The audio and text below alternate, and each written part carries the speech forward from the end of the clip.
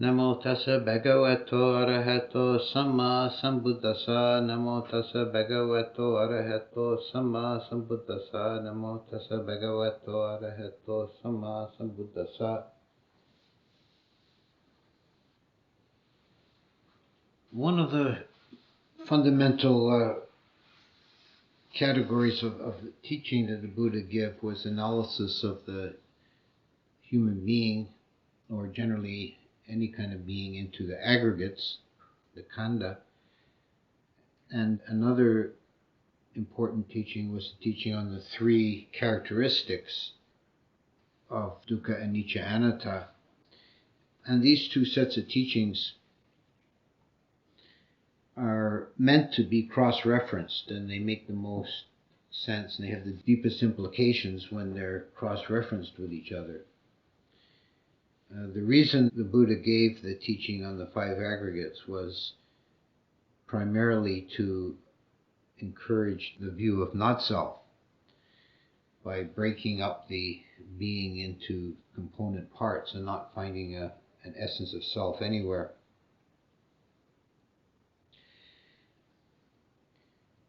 And the teaching on the three characteristics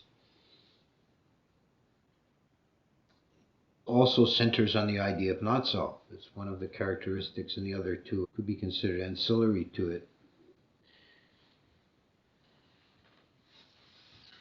In one place, the Buddha talked about the ways in which we create a self by identifying with the aggregates. And it works out to be 20 different ways, because each aggregate can be taken in 4 different erroneous ways to arise a false view of the self.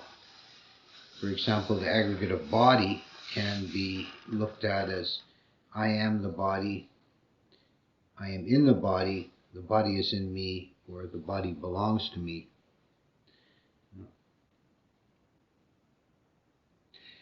So let's go through the aggregates and cross-reference them to the three characteristics and see what the meaning of this is when they're examined together. The 5 aggregates are the body, feelings, perception, consciousness, and mental formations. The body is the physical aggregate.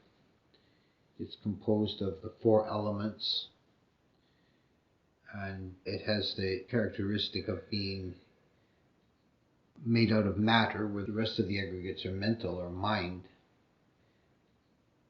And the body, it's not self, it's impermanent, and it's suffering or imperfect. The dukkha aspect of the body, dukkha is translated often as suffering, but it has actually a subtly different meaning, because dukkha is a universal characteristic. The English word suffering is not, it's too narrow. There are things in this world that are not suffering, that are either neutral or pleasant, but they're still dukkha. And dukkha really means something like imperfect. One of the definitions given in the Visuddhimagga, it's one of the literary devices in the commentaries generally, and in the Visuddhimagga especially, is to make up kind of play on words, sort of bogus etymologies to tease out the meaning of words. And one of the ones given for dukkha breaks it up to meaning something like off-center or off-kilter.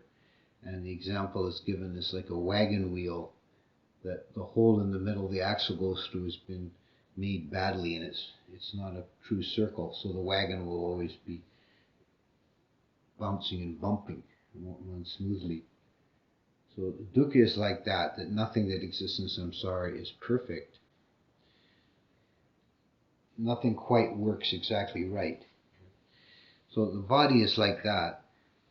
The body has this particular characteristic strongly of dukkha, because we feel pain in the body. And it's inevitable when you have a human form, there's going to be some pain in the body to some degree. This is very evident to people who begin meditating. In the early stages when people start meditating, often one of the biggest hurdles they have to face is pains in the body, because that comes from just sitting still. Ordinarily, when we experience stress or pain in the body, we just fidget, we just move and change things around, and the dukkha is not so evident. But when you're forced to sit still for a long period of time, it doesn't actually cause the pain, but it prevents you from shifting away from it, so that the natural state of the body, which is full of dukkha, becomes more evident.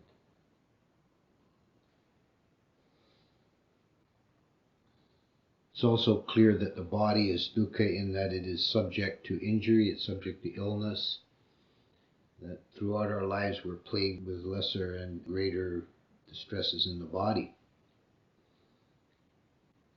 The body is certainly impermanent. This is the second characteristic. It's very evident that the body is impermanent in the aging process, that the body is constantly changing. In the beginning of life, we don't call it aging, it's growing and developing, but then the corner is turned and the body begins to go downhill. This is the aging process. But even in other ways, on other scales, we can see the impermanence of the body, in that the material in the body needs to be constantly replenished. We have to breathe, eat, and drink, so we're constantly exchanging molecules with the outer world. The actual substance, the atoms that make up the body are not the same as they were a few years ago.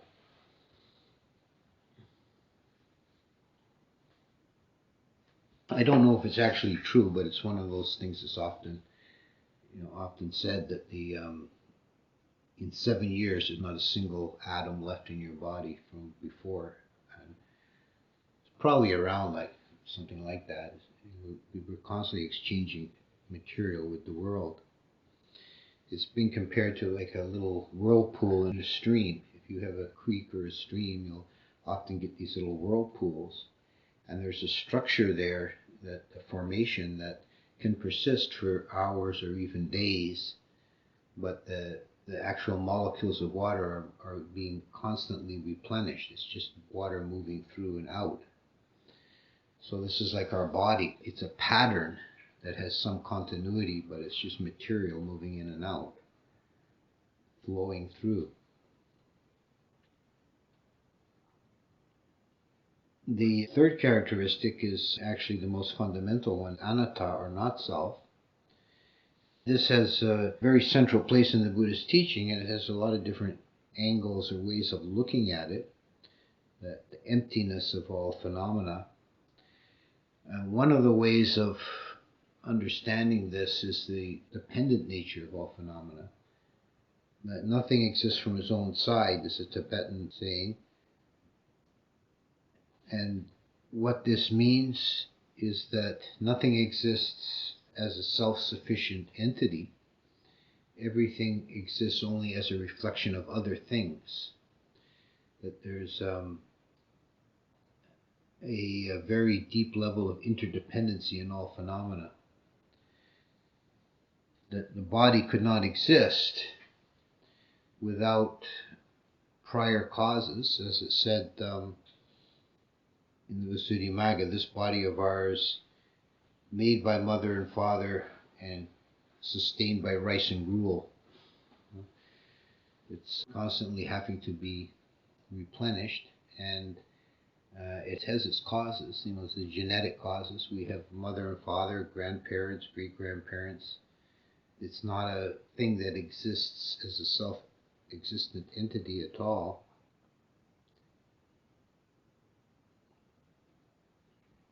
And one of the ways the Buddha talked about this, the not-self nature of the aggregates, he would, in one of the suttas, you have to always remember he's talking about not-self. He's contrasting it, it's anatta, which is in Sanskrit is anatman. He's contrasting it with the Upanishadic idea of an atman, which is a self-existent, eternal, unchanging entity that's at the core of every being. And the Buddha denied that there is such a thing. And that was one of the reasons for giving the 5 aggregates. So you break up the organism into these aggregates, and nowhere do you find an Atman, or the essence of the self. You can explain the entire functioning of an organism just with those 5 aggregates. And he said that when looking at the body, you have to ask, if it's truly me, if it's truly mine, it should be eternal and unchanging, and obviously it's not. And I should have perfect control over it if it's actually mine. And we cannot change the body by will. We cannot wish, may I be taller, may I be shorter, may I be fatter, may I be thinner. We cannot have these things by wishing. You can make changes in your body with effort. It's something you have to work at. You can change the shape of your body with exercise or with dieting, but it's not something you just will and change it. So the body's not entirely under our control. And we can see this also in all the processes of the body. The body is a very complex machine. There's something like 1 trillion cells, and everyone is doing its thing without your knowledge or control. There's very complicated processes within each cell. And then all the organs and everything working together, and the blood flowing, and liver secreting juices, and everything working. And it's all it's not me. I'm not doing that, it's just happening. Then the aggregate of feeling, Vedana, which is the simple level of emotions, the immediate level of happiness or sadness, liking or disliking, very primitive level of the emotional life is Vedana. And that's compared by the Buddha to soap bubbles. For the impermanence of emotions or feelings, because you can be happy one minute and sad the next. These feelings do not persist, whether we will them to or not. They come and go. And they're imperfect. They're dukkha, because even the pleasant feelings is never perfect, and it can't last. It's not something that can be relied on. Happiness is fleeting, it comes and goes. And certainly unhappy feeling or painful feeling is self-evidently dukkha.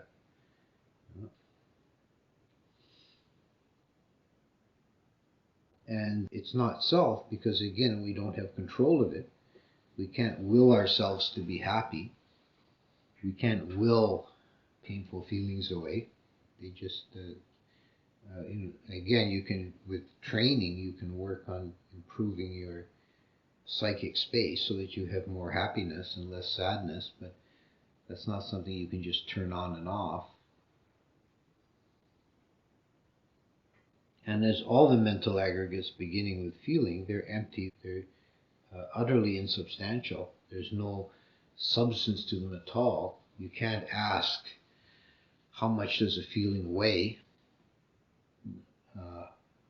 What its dimensions? How big is it?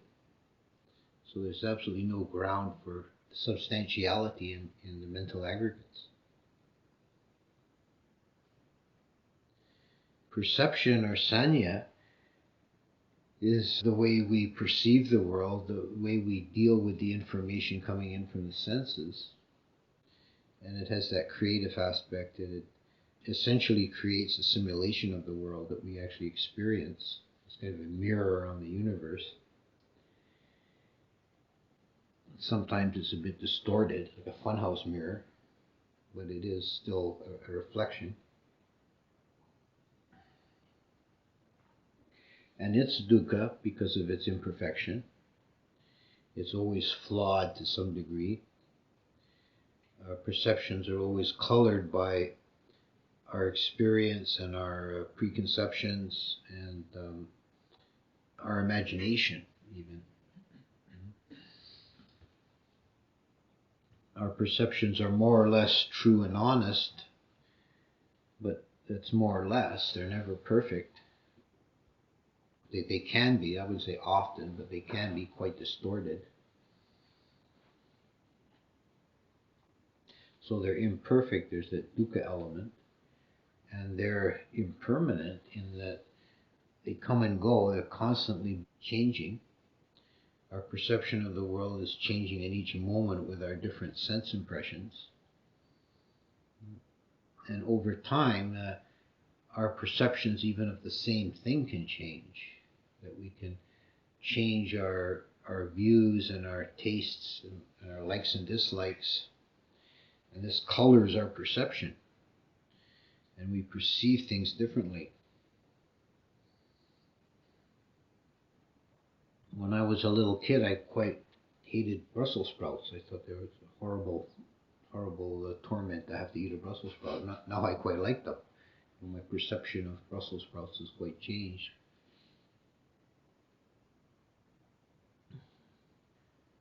And they're definitely not self, because again, we don't have control over them. We don't control our perceptions. It's a process that's going on outside of our control. And there's no ground for seeing any self in the process of perception.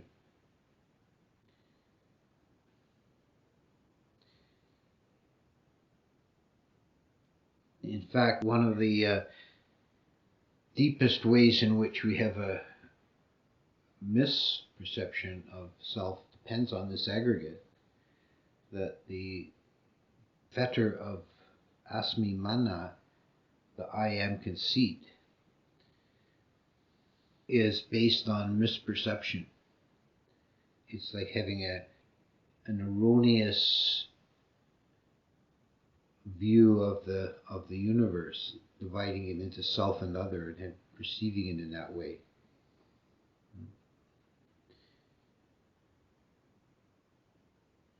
And the aggregate of consciousness, or vijnana, is that immediate experience.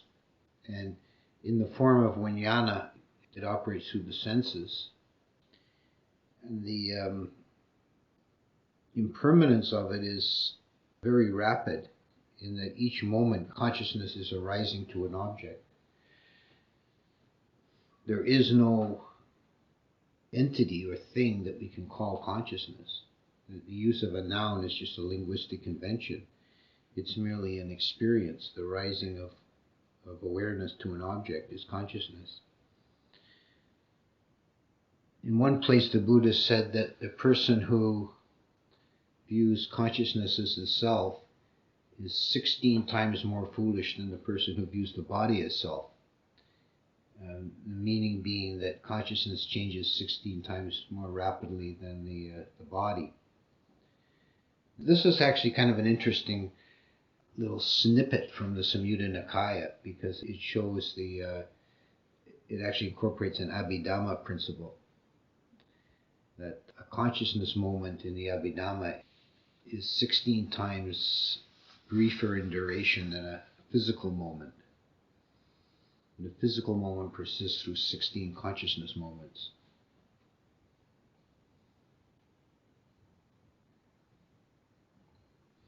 This is because it takes, in the Abhidhamma series of cognitive arising, it takes 16 different processes to perform one full act of cognition. And if the object is a physical object, it has to persist for those 16 moments for the object to be perceived. But these kind of technicalities aside, the idea is that consciousness is very rapid.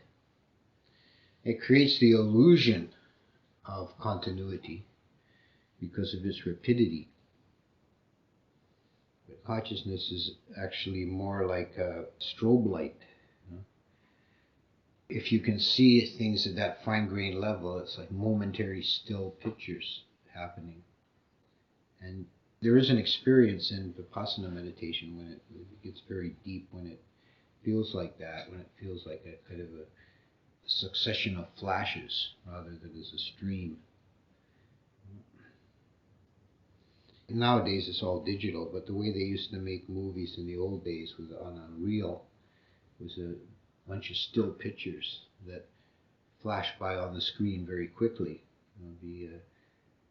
Was it 7 per second, I think, would flash on the screen, and it's just a series of still pictures, but you perceive smooth motion.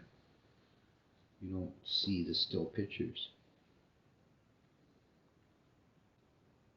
So consciousness is like that. This is the impermanence of consciousness. That it really only exists for a moment. And the dukkha nature of consciousness is evident in the imperfection of it. At least outside of nibbana, it's never perfect. It's never full. We can have brighter or lesser, dimmer degrees of consciousness. We can raise our level of consciousness, but it's never completely full or perfect outside of nibbana.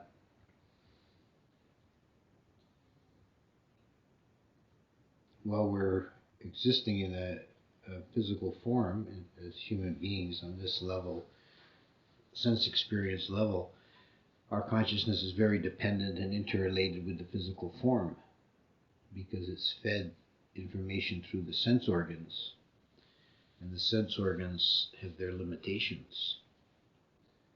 They're imperfect vehicles. And consciousness is certainly not self because it's empty. There's nothing there. There's no there. It's just the experience. It's just a process. It's best to think of it as a verb rather than a noun. There's knowing without a knower. And this again is something that can be more and more evident with deep meditation. I love that phrase in one of Mahasi Sayadaw's writings. And he talks about the meditator who reaches a certain stage realizes there is just the object and mind arising to the object and no third thing besides. And that becomes the fundamental duality, the last duality to go, is subject-object. There's just the object and mind rising to the object. There's nobody doing it.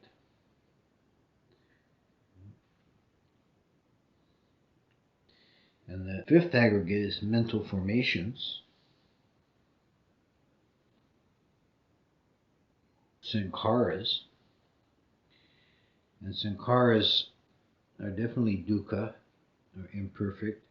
Beings can actually suffer quite a bit because of their sankharas. It's really one of the common forms of human suffering is self-induced by mental formations. And people get themselves all wrapped up in worries or fears or regrets or animosities and just get caught in those mental loops, and they suffer a great deal. Some people are driven even to extremes of suicide by their mental formations. So it's not a trivial thing.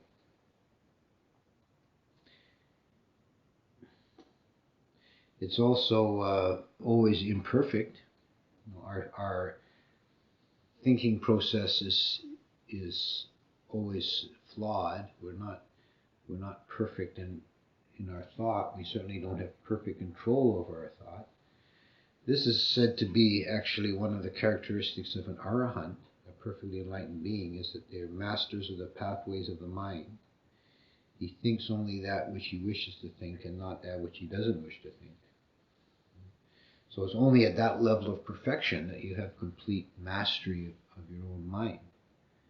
And this is evident to anybody who begins meditation and tries to quiet the mind and see how the mind keeps running around chasing after this or that. And most of it complete nonsense. But you can't just very easily just will it to be still. That again takes training. It can be done, but it's not something you just will the mind. May I not have mental formations. May my mind be still. Or may I have only these useful formations. It's not something totally under control. And they're definitely impermanent. They come and go. They don't leave much of a trail even. It's very hard to recover your own thoughts, what you were thinking about even an hour ago, to turn your mind back and remember. The thoughts come and go, and very often the analogy is like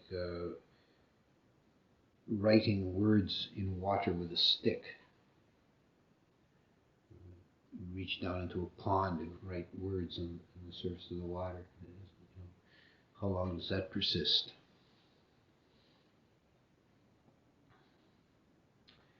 And it's not self. It's certainly empty. It's completely void of substance. And this is actually something that can be one of the most liberating insights when you actually, not just on an intellectual level, but you really feel it, intuit it, that mental formations are empty, without substance. Then there can be like a release. Why am I bothered by this stuff? This is just empty. There's nothing here. And again, a mental formation of thought, as I said about feelings, how much does it weigh? What's its dimensions? It can't rub you or cut you, or it has no substance. So why do you let it bother you?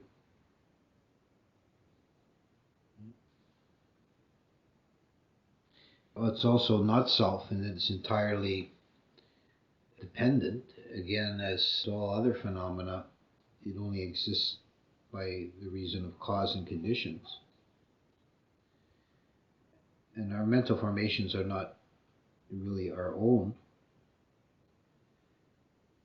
All our lives we've been hearing and reading ideas, and then they become part of the repertoire of our mental formations, and we're just kind of rearranging them.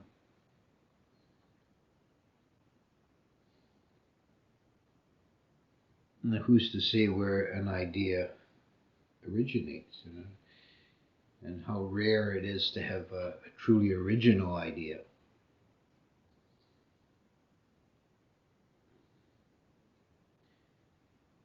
So these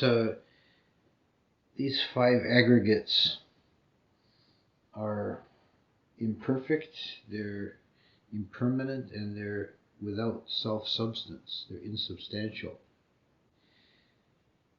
There's a set of similes that the Buddha gave, for he was very rich in his use of imagery and similes. And for the 5 aggregates, he to point out their emptiness, he said that the body is like froth on the ocean.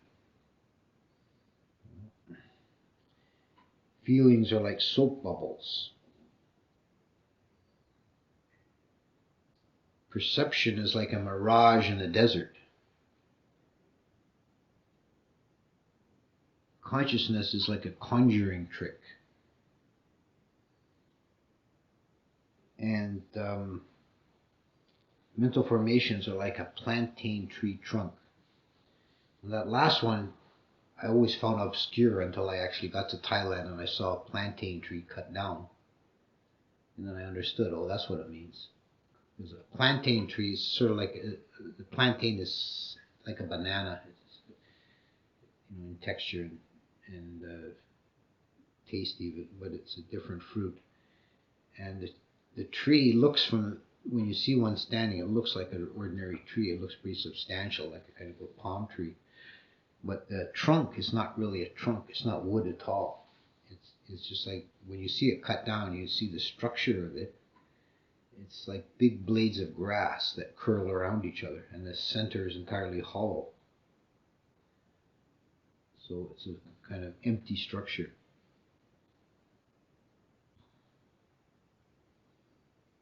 consciousness as a conjuring trick, I always think of that, for that one, that what always pops into my mind is the tarot card of the magician, doing his tricks.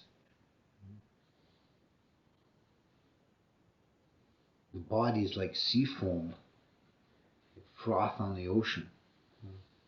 It's very insubstantial and dependent. Like you can think of the whole biosphere as the ocean, and the individual beings are just like little bits of bubbles frothing at the top for a few moments and falling back into the ocean. As their body is this material that comes and goes from earth to earth, right? And feelings like soap bubbles. They don't have any substantiality, they don't last, they come and go, and they easily popped. Sometimes they can blow up fairly big, but in the end they just dissipate. And perception like a mirage in the desert. It's actually a very good analogy because it's actually pretty literal. You see a mirage in the desert, that's perception working. You can see that, you don't have to go to the desert, you can see that by looking into flames or looking at clouds. There are two kind of common ways that if your mind is relaxed and you look into these sort of random forms, you can create faces and images in the clouds or in the fire, and that's perception, just playing a game. And I could see someone in the desert, if they're thirsty, they're lost in the desert, there's a heat shimmer.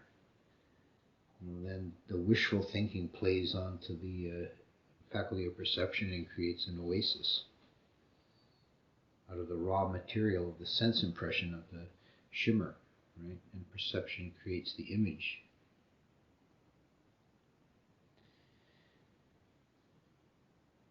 So this is the real reason for seeing the five aggregates, and I think I'll conclude by referencing one more simile. This is a very famous one of King Milinda's chariot. This is the kind of the classic one for pointing out not self in the being. King Milinda was in conversation with the monk Nagasena. He was asking the monk to explain this teaching of not self, and Nagasena gave a simile. He said, how did you come here to this discussion today? He said, I came in my chariot. He says, if we were to take your chariot and tear it apart, so there's a axle over here, a wheel over there, the seat here, the backboard there, the baseboard there, so on. In that pile of parts, could you find me the essence of chariot? Where is the chariot? And the king says, no, there's no essence of chariot. And with a bit more kind of Socratic dialogue back and forth, he teases out from the king the definition of chariot is just a name, just a designation that we give to this assembly of parts when they're arranged just so, and we can call it a chariot. But there's no particular essence of chariot. And then Nagasena goes on to say, so it is with this body, with feelings, with perception, with consciousness, with mental formations. When these things are arranged and working just so, we can say this is Nagasena, this is Milinda, this is a being, this is a man, this is a woman. But there's no essence of a person. If we break them apart, we don't find anywhere, break them apart with our mind, we examine them closely. We don't find anywhere an essence. We just find these interrelated, interreacting parts. And that's the functioning being. Dukkha anicca anatta. Andaman dhamma kata sadukaram dadamase sadhu sadhu sadhu anumodam.